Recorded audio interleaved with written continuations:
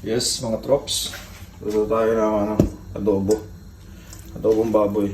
Babara muna natin ng toyo tsaka suka. Tsaka paminta para mas masarap. Kiwa na rin tayo nito. Ito yung magdadala dyan eh. Ano? Pulang-pula oh. Solid dyan boss. Nilagay na natin yung paminta. Medyo sarap.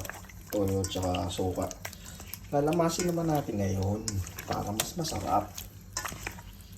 Ayan. Hindi masarap yan pag hindi nilamas eh. Oh. So mga mahilig sa adobo dyan. Oh. Ayan mga trops.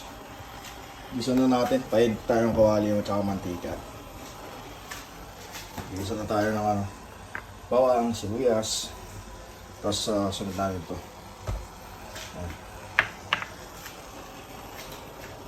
Mga pops. Lag. Yes. Pot goes in.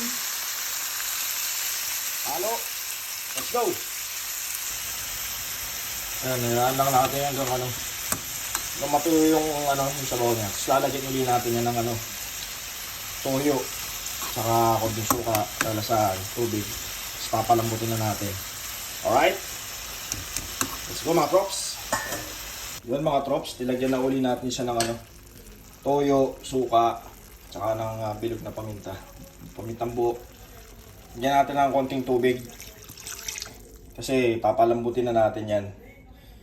Tapos hanggang sa maiga. Okay, saan natin. Okay mga trops? Let's go! Yun na mga trops. Kunti na lang. Lambot na to eh. Anghang. Nilagay ko na nga pala yung sili. Hindi ko alam kung nabidyohan ko ba. Pero pwede na to. Pwede lang natin ng konti. Masarap din yung may konting sarsa. Sarsa pala, ulam na Bit natin yung mga itlog. Yan. Let's go! Tingnan natin yung mga props. Pwede na.